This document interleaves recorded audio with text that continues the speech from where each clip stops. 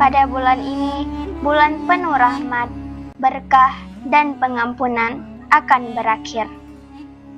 748 tahun sudah di belahan Jazirah Jawi, tepatnya di bumi Sumatera Pasai, menimpa musibah besar.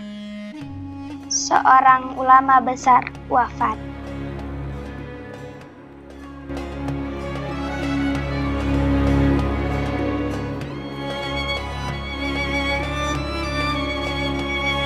Satu bulan dalam setahun, bulan penuh rahmat, keberkahan, dan ampunan.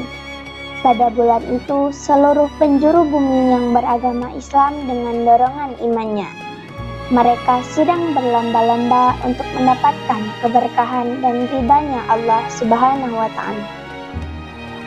748 tahun silam pada bulan suci Ramadan tahun itu 696 dari hijrah Nabi.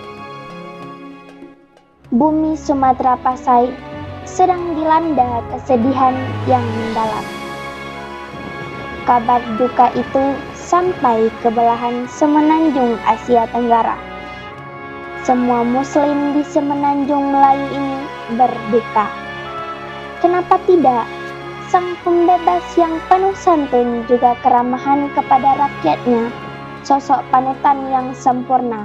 Dialah Sultan Al-Malik As-Salih, wafat.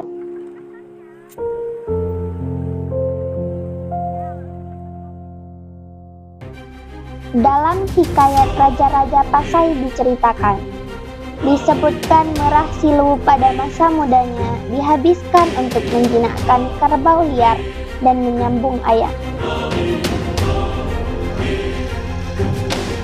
Memasak cacing untuk dimakan. Setelah dimasak, cacing berubah menjadi perak. Suatu ketika, setelah ia menjadi raja di Samudra Pasai, seorang syekh dari Makkah datang ke samudra, hendak mengislamkan penguasa negeri itu dan rakyatnya.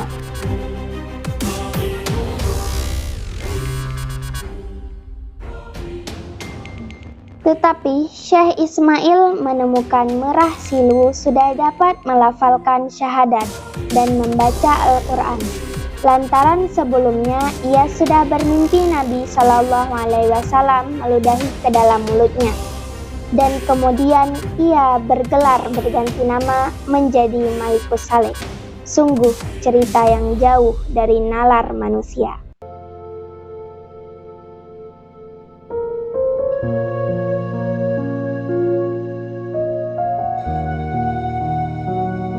Di sini dulunya, di tempat saya berdiri ini, merupakan tempat yang sangat istimewa. Sosok penyandang sultan pertama di Asia Tenggara yang mengabdi hidupnya untuk Islam. Beliau melanjutkan risalah Nabi di belahan tenggara Asia ini. Hanya sedikit dari kita yang mengenalnya. Beliau wafat di bulan Ramadan 7 abad silam sudah.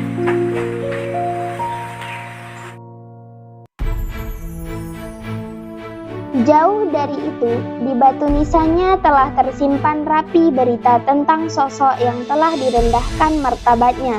Beliau adalah Sultan Al-Malik As-Salih, yakni At-Taqi yang bertakwa, An-Nasih pemberi nasihat, Al-Hasib yang berasal dari keturunan terhormat, An-Nasib yang terkenal, Al-Abid ahli ibadah, dan Al-Fatih sang pembebas. Al-Abid, Al-Fatih, ahli ibadah lagi pembebas. Dua kata ini muncul dalam ingatan kita. Ia seorang abid.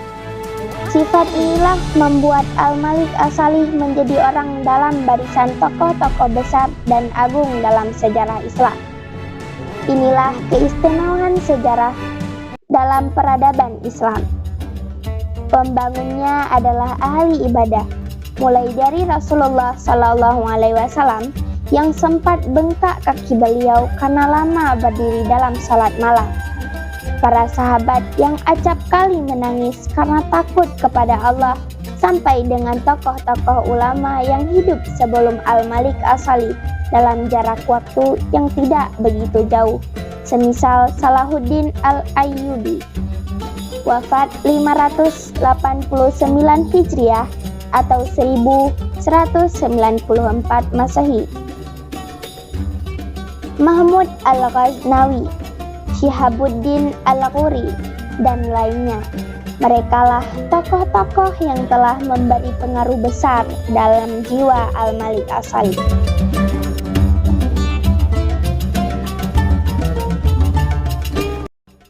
Inilah makam Malik As-Salih yang di sisi kakinya terpahat Hazal qabru al-marhum al-makfur at-taqi an-nasih al-hasib an-nasib al-karim al-abid al-fatih al-mulaqab Sultan al-Malik As-Salih alladhi fi syahri Ramadana sanata sitti wa tis'ina wa sitti mi'atin min hijriyatin nabawiyah.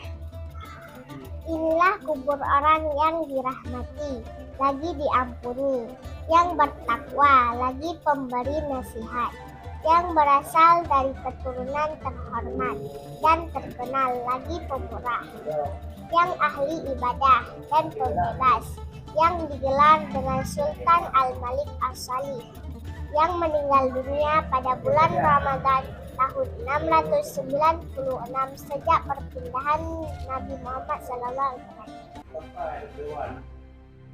Al-Malik As-Salih adalah seorang pengembang dakwah Islam dan penyebar nilai-nilai kebebasan. Ia tidak dapat membiarkan sebuah bangsa dan rakyatnya ditindas dan disekat oleh penguasanya. Islam mesti menjadi hak pilih semua orang. Setiap penguasa yang menghadang dakwah Islam adalah penguasa yang harus dilumpuhkan. Kekuatan harus digunakan. Jihad fisabilillah adalah salah satu amal ibadah paling utama dalam Islam, sebagaimana ibadah lainnya. Jihad juga memiliki syarat dan rukunnya. Begitulah kepribadian sosok pengembang Islam sesungguhnya. Kepribadian Al-Malik As-Salih menjadi daya tarik pertama yang mendorong orang untuk memeluk Islam.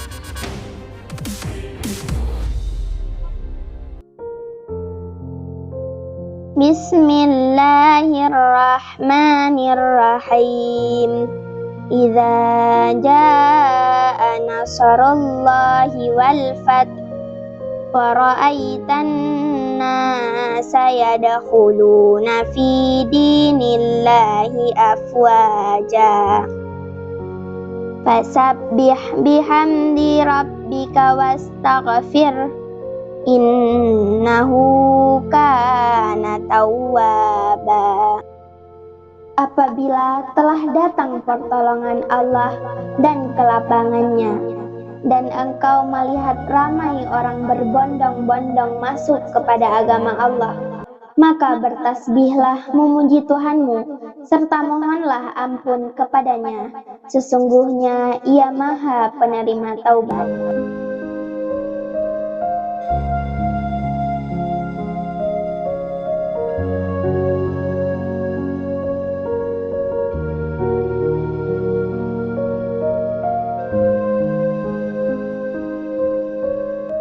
Maka, tidak diragukan lagi di masa pemerintahan Al-Malik As-Salih adalah masa awal Samudra Pasai muncul sebagai sebuah kesatuan politik yang kuat dan berpengaruh di Nusantara, terutama dalam memperluas wilayah Islam di bumi Nusantara yang amat jauh dari tempat turunnya wahyu, hingga Islam sampai hari ini masih tetap menjadi agama mayoritas di Indonesia dan semenanjung Melayu umumnya. Sakallahu sarahu wa ja'ala jannata maswah.